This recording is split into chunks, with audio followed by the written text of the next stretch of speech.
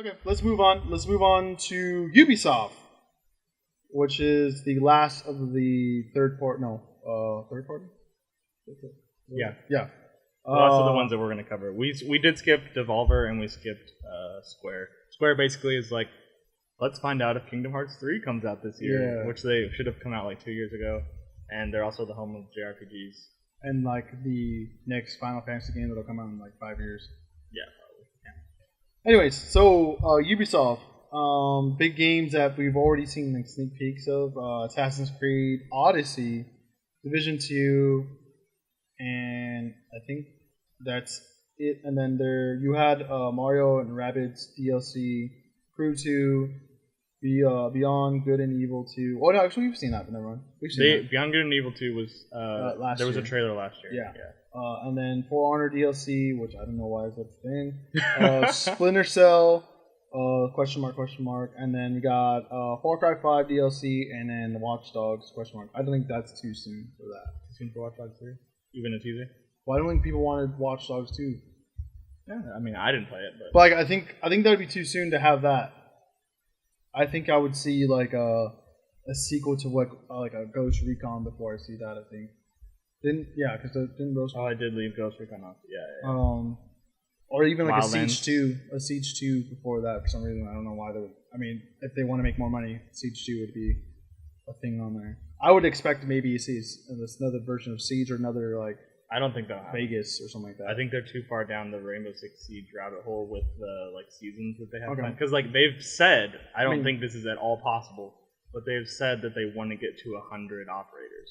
That's ridiculous. I mean, that's just. I mean, I can see that, but like I think, like I guess it's going to be like their CS:GO kind of title, or kind of they found like a good niche there to where it's like people are consistently coming back to them. There are more people playing that game now than there was like when that game launched, which is good. That's a good. Yeah, thing. that's exactly what you want. When that came out, that was my game of the year for that year. Really? Yeah, because I thought it hooked me. One thing with Siege, why I would rather see a Siege 2 than them to just continue spitting out operators is I want to see the destructibility improve. I think that game, Rainbow Six Siege, is great. It's a great game, but it's not the environments are not as destructible as they could have been, even at the time. I feel like if you watch the original trailer that they put out for Rainbow Six Siege, like before that, like the first time we heard about it, you can basically put your charges anywhere and blow a hole anywhere.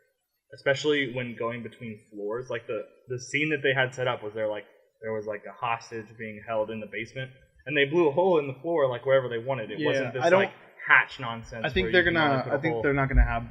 I think they're gonna keep the hatches. I think that just keeps it balanced. It's just part of the game already.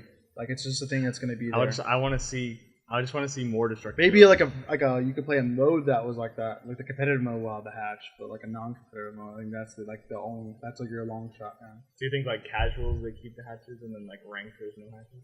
No, I meant ranked they have hatches regardless because they have hatches. Period. I'm saying like period. The game period, like the competitive version will have that hatches just to prevent that craziness from happening because that's too unpredictable for that. I think that's the whole point. I guess, but I'm just saying like. They have a system already. I think they're not going to go away from the formula they have. So, you said also Skull and Bones. What's that? So last E3 they announced it's basically like the pirate scenes from Assassin's Creed Black Flag. They're basically making a game out of that. It's like online multiplayer ship versus ship. Is this like a ripoff? Not a ripoff, but like their version of Sea of Thieves? No, I think it's literally just like ship combat. I don't think that they've shown too much about it, but like from the trailer, it basically just looks like. Did you play Black Flag? No. Oh, okay. Well, it basically just seems like the open sea like combat. Okay, well hopefully we'll see something like that, I guess. So let's get into the bigger title. Which got leaked through like a keychain, and then I think they released like a. There was an article I saw that there have been 13 Assassin's Creed titles that have been leaked prior to E3 that have been then confirmed. and Ubisoft already did confirm that Odyssey was. They're like because I saw the big old I'm hyped. Like I love Twitter Assassin's thing. Creed. I've played every single Assassin's Creed except for like the 2D side-scrolling ones. Yeah. My problem with this, I think it's too early. I think they should have waited another year. Honestly, I feel like this should have been like a 2-year, not a yearly title, but a 2-year title. You wanted them to stay with the 2-year development cycle? Yeah, I think that would have been. But better. we don't know how long they've been working on this one. I don't care how long they've been working on it. I want 2 years. Don't be. I don't like the formula of like having that kind of game every year in a way.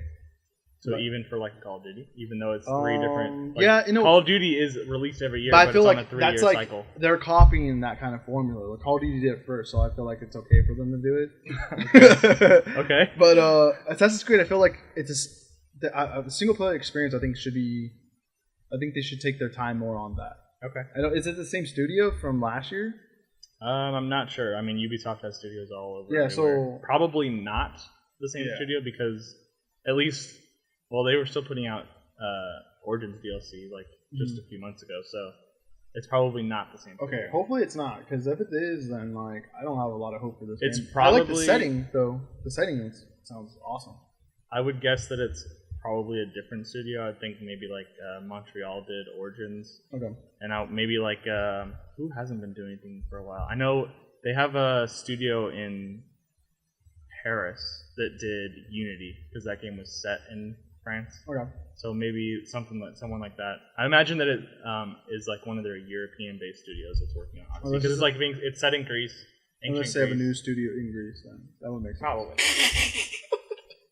But yeah, okay. Do you like what do you think of the Greek setting? I like the Greek setting because I feel like maybe that's where like this is where Assassin's Creed starts. That's why they made Assassin's Creed Origins. Oh wait, Origins is older. Yeah, not bad. Sorry, I'm stupid. Anyways, Assassin's Creed Origins is the origins of Assassin's Creed. No, so that's what I was thinking. Because like, never mind. I don't know. I had a dumb moment there. No, I like the. I mean, it'd be interesting if they incorporate like the actual Odyssey, like the tale of the Odyssey somehow into this. It'd be kind of interesting to have that. Like you actually run into a Cyclops. Oh really? That'd be kind of cool. Oh, actually, I wouldn't be surprised at all because you didn't play Origins, did you? No. Okay, well the like post game, you're fighting the Egyptian gods. Yeah. See. So like you're definitely gonna be sparring with Zeus in this game. What's up, Zeus? Yeah. Catching lightning and stuff, dude. Yeah. So like they'll definitely play with the Greek gods a little bit, and that's something that they've never shied away from. Like even the original Assassin's Creed had like that sort of thing. I think I really like the Greek setting. I think they'll have a little bit of creative freedom as to like how I'm curious what the map is going to look like. Origins, it was basically like a map of northeastern Egypt. It was like everything that was along the Nile. Okay. You could hit all the like Alexandria, Memphis, like all the big cities that were. I thought the Odyssey was before. I felt like that was before Alexander the Great. But Alexander Origins is after Alexander even, because like but isn't the Odyssey before that? Probably. I don't know. So then, like, this is the Origins. No, I doubt it. Okay, whatever. It's set in the Greek Empire. I wouldn't put too much in the Odyssey name being connected to the Odyssey book. Okay, we'll see. Well, then I don't like that. Then. But I definitely think you're gonna like Assassin's Creed always has like the historical characters that you run into. So like in Origins it was Cleopatra, and before it's been like all sorts of. It was like Alexander Graham Bell, I think, and Da Vinci. So I think I think you'll definitely get one of Socrates, Plato, or Aristotle. If I had to put money down, I'd put it that it's Aristotle. But yeah, I'm definitely excited for it. I'm always excited for Assassin's Creed. Please bring back multiplayer. All right, we're gonna do the DLC stuff real quick. Between, do you even care about Mario and Rabbids? I think that game is much more successful than it had any right to be. So I would not at all be surprised. Okay. In fact, I think they already announced some of the DLC, so we'll probably just talk about what that's going to be. Okay. For Honor. That game needs to die. Is that it? Yeah. Far Cry 5. Didn't play Far Cry 5. Far Cry is a franchise that's never really grabbed me. I'm sure that it was just as successful as they always are. So I'm going to get it when it goes on sale for sure. So I kind of like the setting, and it seemed interesting. But hopefully we'll see some cool DLC out of it, because they always come out with it's usually like a DLC for those games that are better than the actual game, which makes no sense. Do you think they could sneak a Primal 2 in there? Maybe that's the only Far Cry game that I really like. I think it'll be too soon for that. Okay, but yeah, because they're gonna. Because to me, a Primal 2 could definitely be one of those games that was not the main studio. I think because they took a year off of Far Cry, so I'm hoping they take another year off of Far Cry. So, and then let's do real quick Beyond Good and Evil. We'll probably get some gameplay. I think last E3 was just the teaser trailer. We'll probably see some gameplay, what that's going to be like. All right. Last but not least, the hot trash of hot trash, Division 2. You want to talk about Splinter Cell? No. Oh, wait, my bad. Sorry. I forgot about that. The Division 2 is another one of those games that has more. I think it ended up with more people playing than when it started. No, I think it dipped in numbers, and that's why people say. I think that's why it's not as successful. I think how Siege was, in those numbers. I feel like there's a. Oh, maybe not. I feel like the initial launch numbers. I think that game is more successful back than people up to think. those launch numbers. We've talked about the potential of everyone kind of throwing their hat in the ring for a battle royale. Of all the Ubisoft titles, this to me is the one that makes sense. That should end up with the battle royale. I think that the combat, it's third person. You can easily fly in and stuff. Right. I don't know if they would incorporate the evacuation points like they did in the red zone, the quarantine. Yeah, the quarantine. Yeah. So, but I think that the Division 2 would be the easiest one to make some sort of battle royale mode for. Okay. Even maybe if it's just maybe they don't get to a Division 2, but just an expansion pack for the first game. Sounds good to me, man. I guess I don't know. I'll probably get it. I would try it. I think it would work. Splinter Cell, because we haven't got a Splinter Cell in a good minute. Please. That's what I'm saying. It would make sense for them to have maybe a Splinter Cell game, and then the next year's Assassin's Creed Splinter Cell. I feel like those are the first single player titles. Yeah.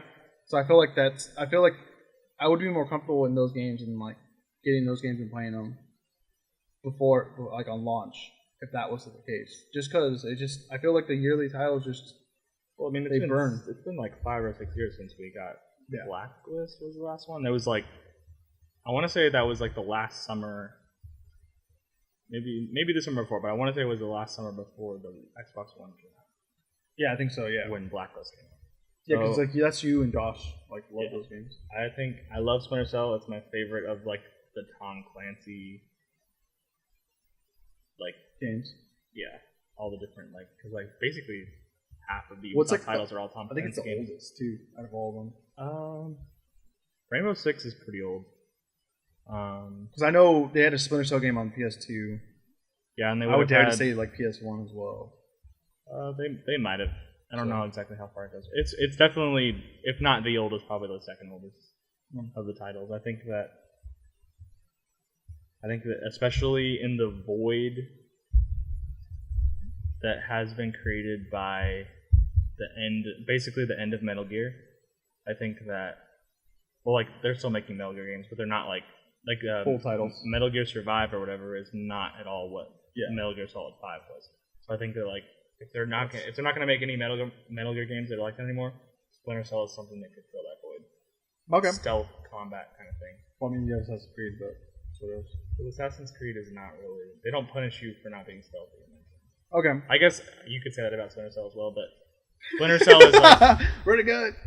Splinter Cell is much more of a stealth game. Well, we might even just get a whole new title that's similar to Splinter Cell as well. Maybe they might want to try to branch off and try to just have a new IP that's very similar play style. Or an expected new IP. Okay. Skull and Bones is their new IP. That shows you the amount of risk that even big companies like Ubisoft are willing to take. Because they're not expecting Skull and Bones to sell more than 100,000 copies. They're not gonna just throw a new IP out there and die. which is like sadly what happens. Well, I think they needed to rejuvenate themselves a couple of years, and that's why we got like Division and Siege and all those games, trying to like catch some eyes and get some audience or get some like loyal players in there as well. But we'll see with Ubisoft. That they're the ones I'm least excited for, I think, out of all of these. But